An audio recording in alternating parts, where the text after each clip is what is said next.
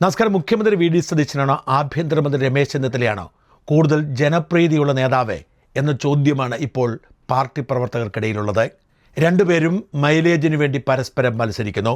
V D സതീശന്റെ ധനകാര്യ വൈദഗ്ധ്യം മാത്രമല്ല, കുറിക്കുകൊള്ളുന്ന ഉത്തരങ്ങളും നിലപാടുകളും ഏറെ ജനപ്രീതിക്ക് കാരണമാകുമ്പോൾ ഓപ്പറേഷൻ തൂഫാൻ എന്ന പേരിൽ ഈ സമൂഹം നേരിടുന്ന ഏറ്റവും വലിയ രോഗത്തിന് രമേശ് ചെന്നിത്തല ആരംഭിച്ചിരിക്കുന്ന ചികിത്സയ്ക്ക് എങ്ങും കയ്യടിയാണ്.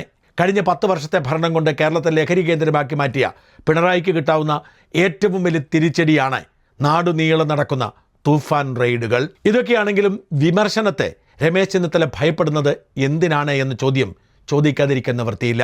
പിണറായി വിജയൻ ചെറിയ വിമർശനത്തോട് പോലും സഹിഷ്ണുതയില്ലാത്ത നേതാവായിരുന്നു. പിണറായി ഇത്രയധികം ജനവിരുദ്ധനായത് പിണറായിയെ വിമർശിക്കുന്നവർക്കെതിരെ കള്ളക്കേസെടുക്കുകയും നിരപരാധികളെ മനുഷ്യരെ ജയിലിലടയ്ക്കുകയും ചെയ്തതുകൊണ്ടാണ്. മറുനാടിനെ വേട്ടയാടാൻ പിണറായി നടത്തിയ ശ്രമം അതിന് ഉദാഹരണം മാത്രമാണ്.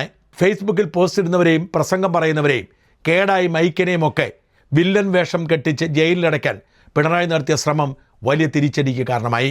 അത്തരം പ്രതികാര നടപടികൾ UDF സർക്കാരിൻ്റെ ഭാഗത്തു നിന്ന് ഉണ്ടാവില്ല എന്ന് ജനാധിപത്യ വിശ്വാസികൾ ആഗ്രഹിച്ചാൽ അവരെ കുറ്റം പറയരുത്. വി ഡി സതീശനാണെങ്കിലും രമേശ് ചെന്നിത്തലയാണെങ്കിലും ഇരിക്കുന്ന പദവിയെക്കുറിച്ചും കസേരയെക്കുറിച്ചും എളിമയോടെ ചിന്തിക്കുക തന്നെ വേണം. അല്ലെങ്കിൽ പിന്നെ എന്തിനാണ് ആലപ്പുഴ മണ്ണാറശാലക്കാരനായ അനിൽകുമാർ എന്നയാൾക്കെതിരെ ജാമ്യമില്ലാ വകുപ്പിൽ കേസെടുത്തത്?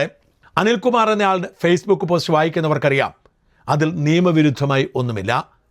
വളരെ മര്യാദയ്ക്കുള്ള ഭാഷയിൽ സർക്കാരിനോട് ചില ചോദ്യങ്ങൾ ചോദിച്ചിരിക്കുന്നു. ആ ചോദിച്ചിരിക്കുന്നത് ഒരു ചിത്രത്തിൻ്റെ അടിസ്ഥാനത്തിലാണ്.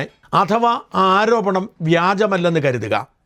എങ്കിൽ പോലും സർക്കാരിന് മറുപടി പറയാനല്ലാതെ നിയമപരമായി കേസെടുക്കാൻ അധികാരമില്ല. അവിടെയാണ് അനിൽകുമാറിനെതിരെ ഭാരതീയ ന്യായ സംഹിതയിലെ 351(1)(b)യും കേരള പോലീസ് ആക്ടിലെ 120(o)യും ചുമത്തിക്കൊണ്ട് ഹരിപ്പാട് പോലീസ് കേസെടുത്തിരിക്കുന്നത്. 351(b) എന്ന് പറഞ്ഞാൽ വ്യാജ പ്രസ്താവനകളും ഊഹാപോഹങ്ങളും നടത്തുകയും അത് സമൂഹത്തിൽ ഭിന്നതയുണ്ടാക്കാൻ കാരണമാവുകയും ചെയ്താൽ ചുമത്തുന്ന കുറ്റകൃത്യമാണ്. അതായത് സമൂഹത്തിൽ ലഹളയുണ്ടാക്കാൻ വേണ്ടി ആരെങ്കിലും ബോധപൂർവം കൃത്യമായ അജണ്ടയുടെ ഭാഗമായി ഒരു വ്യാജ പ്രസ്താവന നടത്തിയാൽ അത് ലഹളയ്ക്ക് കാരണമാകുമെങ്കിൽ ഈ വകുപ്പ് ചുമത്താം. അപ്പോഴാണ് ചോദ്യം, അനിൽകുമാർ നടത്തിയ പ്രസ്താവന എങ്ങനെയാണ് ഈ വകുപ്പിന് കീഴിൽ വരുന്നത്? അനിൽകുമാറിൻ്റെ പോസ്റ്റ് ഇങ്ങനെയായിരുന്നു: ആഭ്യന്തരമന്ത്രി രമേശ് ചെന്നിത്തലയോടൊപ്പം വേദി പങ്കിട്ട കിഷോർ മുമ്പ് ആയുധ കേസിൽ പ്രതിയായിരുന്ന വ്യക്തിയാണ്.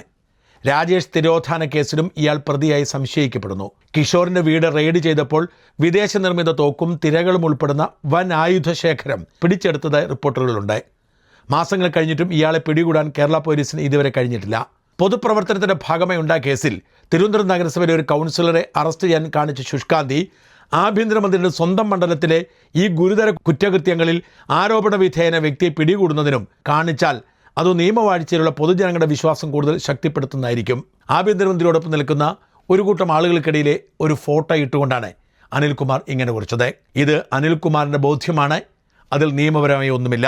എന്നാൽ ഹരിപ്പാട് പോലീസ് BNSലെ 353(1)(bയും കേരള പോലീസ് ആക്ടിലെ 120(o)യും ചുമത്തിക്കൊണ്ടെടുത്ത കേസിൻ്റെ FIRൽ ഇങ്ങനെ പറയുന്നു: ഹരിപ്പാട് മണ്ണാറശാല സ്വദേശി പ്രതി അനിൽകുമാർ തൻ്റെ ഫേസ്ബുക്ക് അക്കൗണ്ട് ഉപയോഗിച്ച് തിരുവനന്തപുരം BJP കൗൺസിൽ സുഗതനെ പോലീസ് അറസ്റ്റ് ചെയ്തതുമായി ബന്ധപ്പെട്ട് മാതൃഭൂമി ന്യൂസ് ഫേസ്ബുക്കിൽ പ്രസിദ്ധീകരിച്ച വീഡിയോയുടെ താഴെ ബഹുമാനപ്പെട്ട കേരള ആഭ്യന്തര വകുപ്പ് മന്ത്രിക്കെതിരെ അപകീർത്തികരവും അടിസ്ഥാനരഹിതവുമായി കമന്റ്, നിരവധി ക്രിമിനൽ കേസുകൾ പ്രതിയും നിലവിൽ ഒളിവിൽ കഴിയുന്ന ആളുമായി കിഷോർ എന്നയാളോടൊപ്പം മന്ത്രി നിൽക്കുന്ന ചിത്രസഹിതം പങ്കുവെച്ചുകൊണ്ട് സ്വന്തം മണ്ഡലത്തിൽ ഒളിവിൽ കഴിയുന്ന പ്രതിയെ പോലീസ് മനഃപൂർവ്വം സംരക്ഷിക്കുകയാണെന്ന തെറ്റായ സന്ദേശം പൊതുജനങ്ങളിൽ പ്രചരിപ്പിച്ച ബഹുമാനപ്പെട്ട ആഭ്യന്തര വകുപ്പ് മന്ത്രിയുടെ പ്രശസ്തിക്ക് ഹാനം വരുത്തുന്നതിനും പോലീസ് സേനയുടെ ഔദ്യോഗിക വിശ്വാസം തകർക്കുന്നതിനും ശ്രമിക്കുകയും ഈ പോസ്റ്റ് വ്യാപകമായി പ്രചരിപ്പിച്ച നിരവധി പേർ ഷെയർ ചെയ്യപ്പെടുന്ന സർക്കാരിനും പോലീസ് സംവിധാനത്തിനുമെതിരെ പൊതുജനങ്ങളിൽ തെറ്റായ ധാരണയും പ്രതികൂല വികാരവും രൂപപ്പെടുത്തുന്നതിനും അസത്യവും അപകീർത്തികരമായ വിവരങ്ങൾ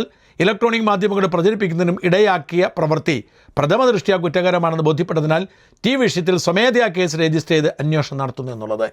നോക്കൂ, ഈ പോസ്റ്റ് നിങ്ങൾ കേട്ടതാണ്. ഒരു ഫോട്ടോ സഹിതമാണ് ഇത് കൊടുത്തത്. അങ്ങനെ പോസ്റ്റ് ഇടാൻ ഇയാൾക്ക് അധികാരമുണ്ട്.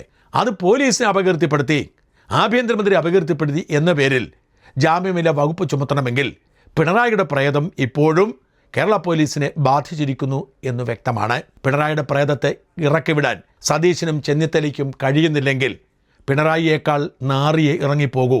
കാരണം സൈബർ ഇടത്ത് കോൺഗ്രസ്സുകാരെക്കാൾ ശക്തർ ഇടതുപക്ഷക്കാരാണെന്ന് മറക്കരുത്. വി ഡി സതീശനെ വിമർശിച്ചതിൻ്റെ പേരിൽ ഒരു KSRTC ഡ്രൈവറെയും ഒരു ഹയർ സെക്കൻഡറി പ്രിൻസിപ്പളെയും സസ്പെൻഡ് ചെയ്തതുണ്ടാക്കിയ പുലിവാല് മറക്കരുത്. ഒടുവിൽ ആ സസ്പെൻഷൻ പിൻവലിക്കേണ്ടി വന്നു. പൊതുസമൂഹത്തിന് മുഖ്യമന്ത്രിയെയും മന്ത്രിമാരെയും ഒക്കെ വിമർശിക്കാൻ അവകാശമുണ്ട്. ആ വിമർശനത്തിന് മറുപടി അർഹിക്കുന്നതാണെങ്കിൽ മറുപടി പറയണം. അല്ലാതെ ആ വിമർശനത്തിൻ്റെ പേരിൽ കേസെടുക്കുന്നത് ജനാധിപത്യ രീതിയിൽ ഭൂഷണമല്ല. രമേശ് ചെന്നിത്തല അറിഞ്ഞിട്ടില്ലെങ്കിൽ രമേശ് ചെന്നിത്തല കേസ് പിൻവലിക്കാൻ ഉത്തരവിടണം. ഫേസ്ബുക്കിൽ പോസ്റ്റ് ഇടുന്നതിൻ്റെ പേരിൽ കേസെടുക്കുന്ന ഒരു കാലമല്ല വി ഡി സതീശനും രമേശ് ചെന്നിത്തലയും അധികാരത്തിലിരിക്കുന്ന ഈ കാലത്ത് ജനങ്ങൾ പ്രതീക്ഷിക്കുന്നത്. ജനങ്ങൾ അവർക്കിഷ്ടമുള്ളത് പറയട്ടെ. അത് നിയമവിരുദ്ധമാണെങ്കിൽ പോലീസിന് കേസെടുക്കാൻ വകുപ്പുണ്ടെങ്കിൽ മാത്രം കേസെടുക്കുക. അല്ലാതെ മുഖ്യമന്ത്രിക്കോ ആഭ്യന്തരമന്ത്രിക്കോ അപമാനമുണ്ടായി എന്നതിൻ്റെ പേരിൽ കേസെടുക്കുന്നത് ജനാധിപത്യ വ്യവസ്ഥയ്ക്ക് ഒട്ടും ഭൂഷണമല്ല. അത് പിണറായിസ്റ്റ് ശൈലിയാണ്. ആ പ്രേതത്തെ ഇറക്കി വിട്ടില്ലെങ്കിൽ രമേശ് ചെന്നിത്തല പണി ഇരന്നു വാങ്ങും എന്ന് മറക്കരുത്.